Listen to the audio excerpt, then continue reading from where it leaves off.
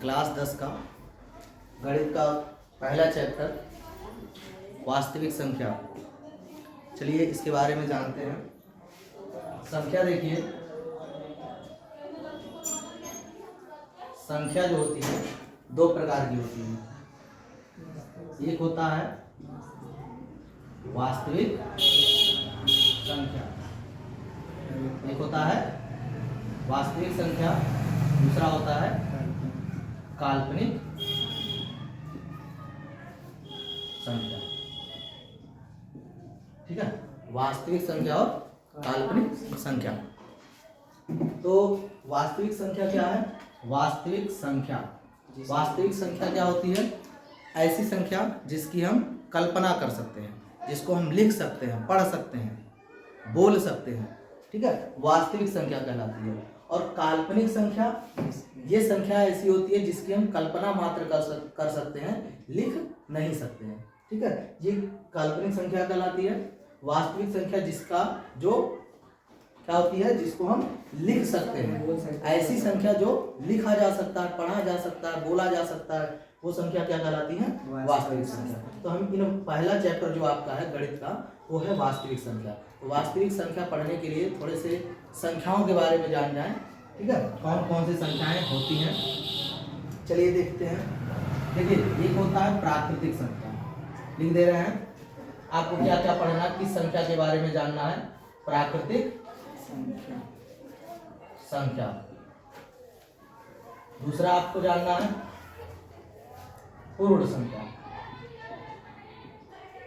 ठीक है, तीसरा आपको जानना है पूर्णांक। पूर्णांक क्या है? उसके बाद सम संख्या होता है। ठीक है, विषम होता है, विषम संख्या। उसके बाद आपको पढ़ना है भाज्य संख्या। उसके बाद अभाज्य।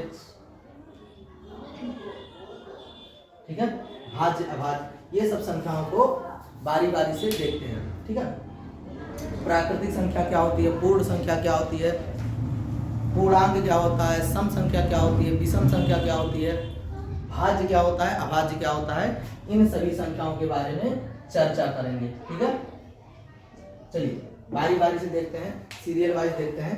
प्राकृतिक संख्या, प्राकृतिक संख्या क्या होती है? 1 2 3 4 5 6 7 8। प्राकृतिक संख्या, प्राकृतिक संख्या क्या होती है? ऐसी संख्याएं, प्राकृतिक जो संख्याएं होती हैं, ऐसी संख्याएं किससे शुरू होती हैं? 1 2 3 4 5 6 7 8 9 ऐसे से करके शुरू होती हैं। मतलब प्राकृतिक संख्याएं जो होती हैं वो आपके 1 2 3 4 5 6 7 करके जैसे होते हैं, इस प्रकार से संख्याएं होती हैं। मतलब वो 1 से शुरू होती है। किससे शुरू होती है? 1 से शुरू होती है। तो जो संख्याएं 1 से शुरू होती हैं वो आपके प्राकृतिक संख्याएं कहलाती हैं। ठीक है, समझ आया? प्राकृतिक संख्या। पूर्ण संख्या देख लेते हैं। पूर्ण संख्या, पूर्ण संख्या देख लेते हैं। पूर्ण संख्याएं वे संख्याएं होती हैं, पूर्ण संख्याएं वे संख्याएं होती हैं, ठीक है, जो क्या होती हैं, जो 0 से शुरू होती हैं। किससे शुरू होती हैं? 0 से शुरू होती हैं। वे संख्याएं जो 0 से शुरू होती हैं उन्हें क्या बोलते हैं? पूर्ण संख्या बोलते हैं। ठीक है, आपके इस प्रकार से जो संख्याएं मिलेंगी उसे क्या बोलेंगे? पूर्ण संख्या बोलेंगे। समझ आया?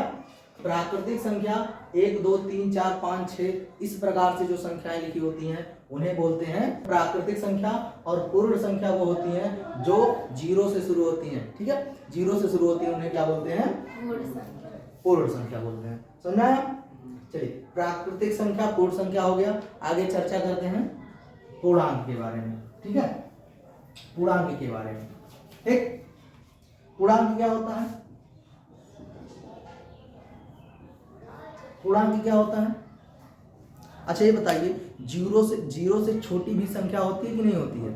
होती है। जीरो से बड़ी संख्या चले जाओगे तो 1 2 3 4 5 6 ये सब क्या है, जीरो से बड़ी हैं। लेकिन जीरो से छोटी जो संख्याएं होती हैं उनको हम माइनस में लिखते हैं। जीरो से जो छोटी संख्याएं होती हैं माइनस में लिखते हैं। जैसे संख्या रेखा पर देख लीजिए, ये आपके जीरो है, ठीक है। जीरो के बाद जो होता है वो दाहिने तरफ लिखा जाता है। ये आपका 1 हो जाएगा, 2 3, इस प्रकार से आपका ये संख्याएं हैं। जीरो से जो पहले छोटी संख्याएं होती हैं वो इधर लिख देते हैं,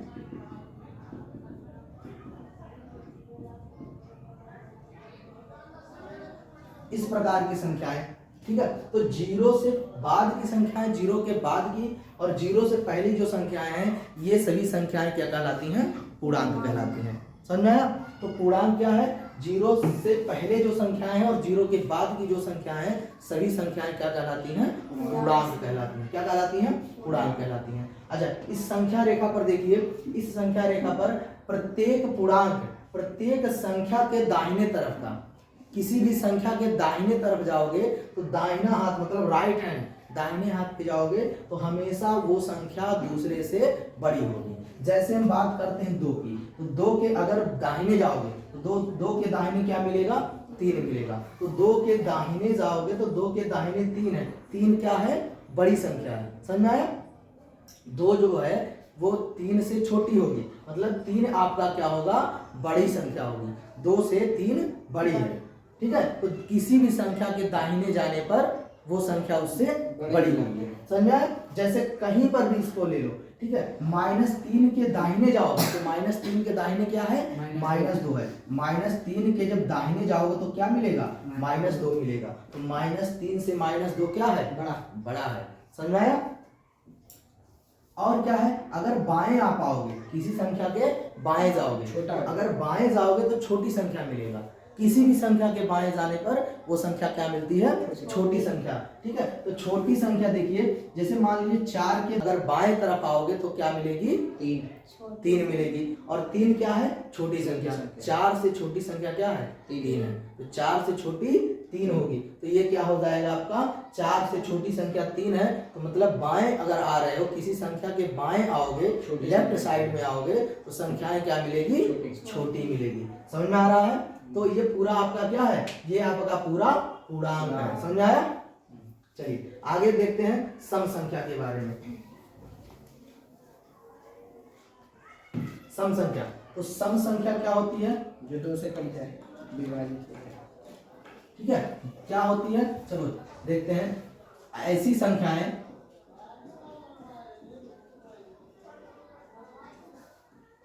ऐसी संख्याएं जो 2 से विभाजित होती हैं। क्या होती हैं? 2 से विभाजित होती है। ऐसी संख्याएं जो 2 से विभाजित होती हैं उन्हें क्या बोलते हैं? उन्हें सम संख्या बोलते हैं। क्या बोलते हैं? सम संख्या। सम, उन्हें सम संख्या कहते हैं। क्या कहते हैं? सम संख्या कहते हैं, ठीक है। ऐसी संख्याएं जो 2 से विभाजित होती हैं उन्हें क्या बोलते हैं? सम संख्या बोलते हैं, ठीक है।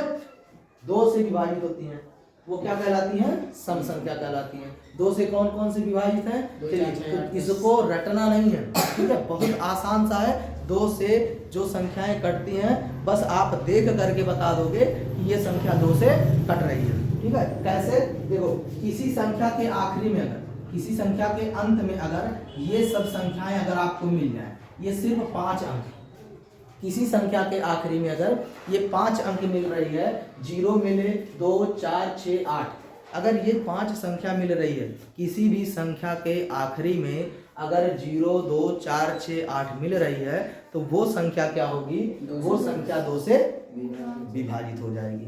समझ में आ रहा है? कितना भी बड़ा संख्या हो, जैसे हम कह दें 1234 ले लें, ठीक है। 1234, 1234, तो ये इसमें देखिए ये कह दिया जाए कि अगर 2 से विभाजित है कि नहीं है, तो ये 2 से विभाजित है क्योंकि इसके लास्ट में क्या है? 4 है। 4 अगर होगा, 6 होगा, 8 होगा, 2 होगा, 0 होगा, कोई भी संख्या है, इन पांचों में से कोई भी अंक है तो वो संख्या पूरा क्या हो जाएगा? 2 से विभाजित हो जाएगा। और इस संख्या को हम क्या बोलेंगे? सम संख्या बोलेंगे। समझ में आ रहा है? चलिए एक और उदाहरण दे देते हैं। जैसे मान लीजिए ये संख्या है, ये संख्या है, तो इस संख्या को सम संख्या बताना है, क्या कहोगे? इसके लास्ट में क्या है? 6 है। इसके लास्ट में, हमको पूरे संख्या से, पूरे अंक से मतलब नहीं है, हम सिर्फ चले जाएंगे लास्ट में, और लास्ट वाला संख्या अगर क्या होगा? 0 2 4 6 8 होगा, तो वो संख्या क्या हो जाएगा? आपका 2 से विभाजित हो जाएगा, अर्थात वो सम संख्या कहलाएगा। क्लियर है? आगे देखते हैं विषम संख्या के बारे में। विषम संख्या, ठीक है, विषम संख्या, विषम संख्या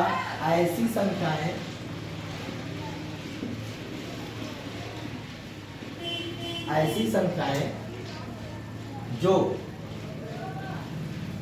2 से विभाजित नहीं होते, जो 2 से विभाजित नहीं होते हैं, ऐसी संख्या जो 2 से विभाजित नहीं होते हैं, विषम संख्या कहलाते हैं। कौन सी संख्या कहलाते हैं? विषम संख्या कहलाते हैं, विषम संख्या कहलाते हैं। समझ में आया? ऐसी संख्याएं जो 2 से विभाजित नहीं होते हैं, उन्हें क्या बोलते हैं? विषम संख्या बोलते हैं। जैसे मान लीजिए 235 कह दिया जाए, क्या कह दिया जाए? 235। 235 सम संख्या है या विषम संख्या है? विषम है, ठीक है। 235 क्या है? विषम संख्या है, 2 से डिवाइड नहीं हो रहा, 2 से विभाजित नहीं हो रहा है, तो इनको क्या बोलोगे? विषम संख्या बोलोगे। समझ में आया? जैसे सम का बताया है 2 से विभाजित है, तो 2 से विभाजित है, ठीक है, तो सम हो जाएगा, और 2 से विभाजित नहीं है तो विषम हो जाएगा। अच्छा, इसके लिए देखो आसान क्या है, इसके लिए आप रट लो कि 1 3 5 7 और 9, ये 5 अंक जहां पर देखो, ठीक है, ये 5 अंक अगर किसी संख्या के आखिरी में मिल जाए, अगर ये 5 अंक जो है किसी भी संख्या के आखिरी में मिल रही हैं, तो वो संख्याएं क्या कहलाती हैं? विषम संख्या कहलाती हैं। क्या कहलाती हैं? विषम संख्या, ठीक है। तो इन संख्याओं, ये अंक जो है अगर किसी भी संख्या के आखिरी में है तो वो विषम संख्या कहलाती है। जैसे कह दिया जाए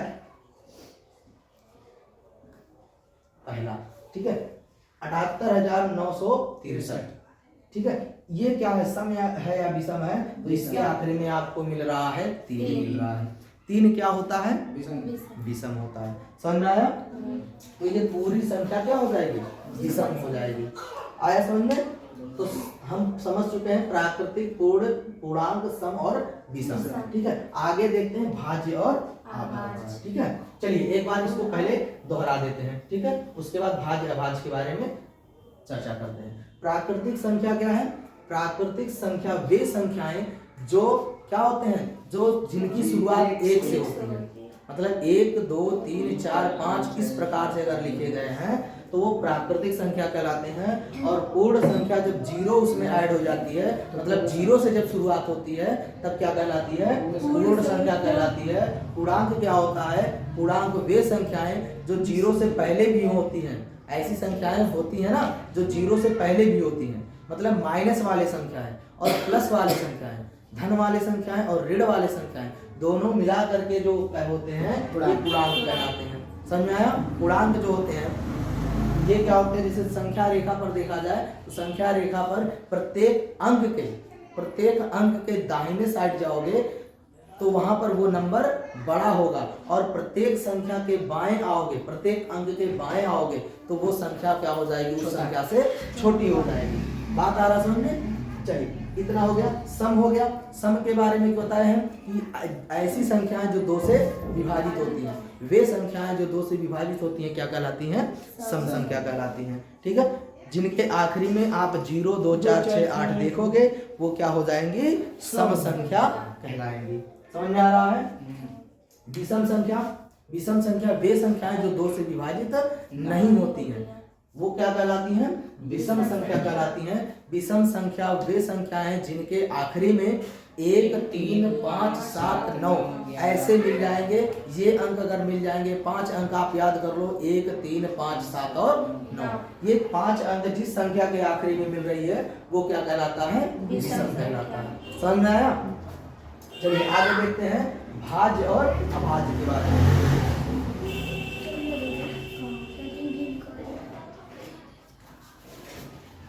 भाज्य संख्या, चलिए भाज्य क्या होती है? वे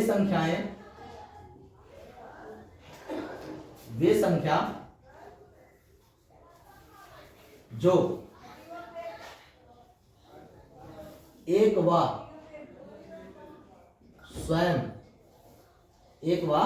स्वयं को छोड़कर, वे संख्या जो एक व स्वयं को छोड़कर बाकी किसी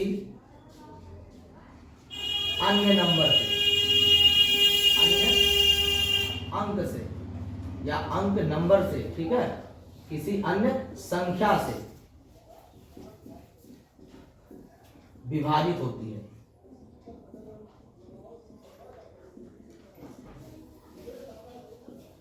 क्या कहलाती है? भाज्य संख्या कहलाती है। भाज्य संख्या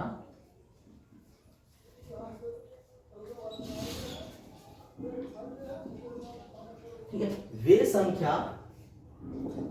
संख्या या वे संख्याएं जो क्या है, जो एक व स्वयं को छोड़कर, एक को, क्योंकि एक से सभी संख्याएं क्या होती हैं? विभाजित होती हैं, ठीक है।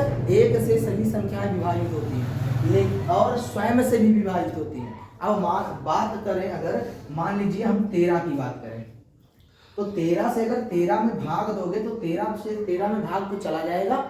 मतलब कोई भी संख्या, किसी भी संख्या से भाग दोगे, अगर मान लीजिए 13 को 13 से भाग दोगे तो वो तो भाग चला ही जाएगा। मतलब खुद कोई भी संख्या खुद से कट रही है, ठीक है। लेकिन बात हम कहे हैं कि एक को और स्वयं को छोड़ करके, एक और स्वयं को छोड़ करके बाकी किसी और संख्या से अगर डिवाइड हो रही है, किसी और संख्या से विभाजित हो रही है, तो उन संख्याओं को क्या बोलेंगे? भाज्य संख्या बोलेंगे। जैसे बात करते हैं, चलिए बात कर लेते हैं, आप 12 की बात कर लेते हैं, ठीक है। 12 देखिए क्या है, 12 जो है, 12 आपका भाज्य है या अभाज्य? भाज्य है, क्योंकि देखिए 12 तो 1 से कट रहा है, 12 12 से कट रहा है, मतलब 12 12 के लिए क्या हो जाएगा? स्वयं हो जाएगा। मतलब 12 से 12 कट रहा है, मतलब स्वयं से कट रहा है, 1 से भी कट रहा है। बाकी ऐसे और संख्याएं हैं जिनसे कट रहा है। किससे कट रहा है? जैसे देखिए 2 से कट रहा है, 2 छक 12, 3 से कट रहा है, 3 चौक 12, है ना। 4 से कट रहा है, 4 तिया 12, है ना। 6 से कट रहा है, 6 दूना 12, है ना, कट रहा है ना। तो इन सभी संख्याओं से कट रहा है, तो 12 आपका क्या हो जाएगा? भाज्य हो जाएगा। 12 क्या हो जाएगा? भाज्य हो जाएगा। समझ में आया? 9 का देख लीजिए, ठीक है। 9 का देख लीजिए, तो 9 क्या है? 9 आपका भाज्य है। 9 क्या है? भाज्य है। क्यों? क्योंकि 9 जो है, देखिए 1 से तो कट रहा है, 9 से कट रहा है, ठीक है। लेकिन तीसरा कोई और नंबर है जिससे कट रहा है, तो वो है 3। 3 से क्या हो रहा है? 9 कट रहा है। तो 3 जो है, देखो ना तो 1 है, ना खुद मतलब स्वयं है, अदर कोई नंबर है 3, तो इससे कट रहा है। तो इस तरह से जो नंबर मिलेगा, जो किसी और नंबर से कट जाए, वो क्या कहलाता है? भाज्य कहलाता है। समझ आया? चलिए अभाज्य के बारे में देखते हैं। अभाज्य संख्या वे संख्याएं जो एक व स्वयं को छोड़कर बाकी किसी भी संख्या से विभाजित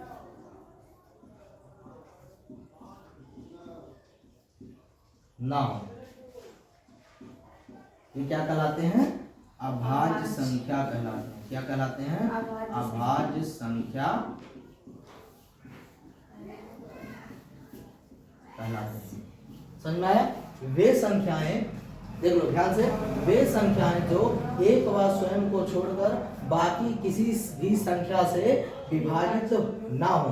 ठीक है, मतलब एक को और स्वयं को छोड़ दिया जाए, ठीक है, एक से विभाजित हो, स्वयं से विभाजित हो, बाकी किसी और से विभाजित ना हो, ठीक है, उन संख्याओं को क्या बोलेंगे? अभाज्य संख्या बोलेंगे। समझ आया? मतलब वो सिर्फ अपने से कटे और एक से कटे, बाकी किसी से ना कटे, तो ऐसे संख्याएं क्या कहलाती हैं? अभाज्य संख्या कहलाती हैं। समझ में आया? चलिए आगे बढ़ते हैं। तो ये सब क्या है? ये वास्तविक संख्या है। ये संख्याएं जो होती हैं इनको हम लिख सकते हैं, बोल सकते हैं, पढ़ सकते हैं। ठीक है, चलिए इनसे थोड़ा सा और रिलेटेड इनसे क्वेश्चन पूछता है जो हम डिस्कस करते हैं। चलिए, सबसे छोटी प्राकृतिक संख्या क्या है? सबसे छोटी प्राकृतिक संख्या 1 है। क्यों? क्योंकि जब हम लिख रहे थे तो इस प्रकार देखिए, प्राकृतिक संख्या यही तो है, 1 2 3 4 5 इस तरह से जो लिखे जाते हैं वो क्या कहलाते हैं? प्राकृतिक संख्या। तो इन सब में सबसे छोटा क्या दिख रहा है? 1 दिख रहा है, मतलब सबसे छोटी प्राकृतिक संख्या क्या होगी? 1 होगी। समझ में आया? सबसे छोटी पूर्ण संख्या, तो पूर्ण संख्या जब लिखते थे तो इस प्रकार बताए हैं ना, अभी बताए हैं क्या है कि इस प्रकार की जो संख्याएं लिखी होती हैं जिनमें 0 होता है, मतलब क्या है कि 0 से शुरुआत होती है उन सभी संख्याओं की, तो ऐसे संख्याएं क्या होती हैं? पूर्ण संख्या होती हैं। और पूर्ण संख्या में सबसे छोटी संख्या क्या होगी? 0 होगी। तो सबसे छोटी प्राकृतिक संख्या 1 है और सबसे छोटी जो है, सबसे छोटी पूर्ण संख्या 0 है। ठीक है, सबसे छोटी भाज्य संख्या की बात करें तब क्या होगा? सबसे छोटी जो भाज्य संख्या होगा, तो यहाँ पर देखते हैं 1 2 3 4 5, इसमें देख लेते हैं। देखिए 1 जो होता है वो आपका ना तो भाज्य होता ना ही अभाज्य होता है। ठीक है, 1 को ना तो भाज्य बोलेंगे ना अभाज्य बोलेंगे। ये भी क्वेश्चन पूछता है कौन सी संख्या ना तो भाज्य होती है ना अभाज्य होती है? कहोगे आपसे, आप क्या कहोगे? 0 बताओ, 1 बताओगे। क्या बताओगे? 1 बताओगे। 1 ना तो भाज्य ना ही अभाज्य है। समझ में आया? तो 1 ना तो भाज्य है ना ही अभाज्य है। अब बाकी जो बचता है 2 3 4, इनमें आप आगे बढ़िए, तो 2 जो है आपका अभाज्य है। क्यों? देखिए क्या बोला गया था भाज्य के लिए कि 1 से कटे और स्वयं से कटे, बाकी तीसरे किसी से कटना चाहिए। 1 से तो कट रहा है, 2 अपना स्वयं, 2 जो है वो 2 से कट रहा है, तीसरे से नहीं कट रहा है। मतलब 2 जो है सिर्फ 2 से कट रहा है, स्वयं से कट रहा है, और 1 से कट रहा है, बाकी किसी से नहीं कट रहा है। तो 2 जो हो जाता है वो क्या होता है? अभाज्य होता है। तो सबसे छोटी अभाज्य संख्या क्या मिल गई? 2 मिल गई। ठीक है, 2 जो है सबसे छोटी अभाज्य संख्या है। उसके बाद जो आती है वो 3 भी क्या होती है? आपकी अभाज्य संख्या ही होती है, क्योंकि 3 भी किसी से नहीं कटता है। 3 स्वयं से कटता है या तो 1 से कटता है। बाकी आते हैं आगे। तो 4 जो है आपका, ये सबसे छोटी जो क्या होता है? भाज्य संख्या होता है। तो सबसे छोटी भाज्य संख्या 4 होती है। सबसे छोटी भाज्य संख्या क्या होती है? 4 होती है। क्लियर है? इतना आपसे पूछा जाएगा। ठीक है, सबसे छोटी प्राकृतिक संख्या 1 है, सबसे छोटी पूर्ण संख्या 0 है, सबसे छोटी भाज्य संख्या 4 है और सबसे छोटी अभाज्य संख्या 2 है। समझ में आया?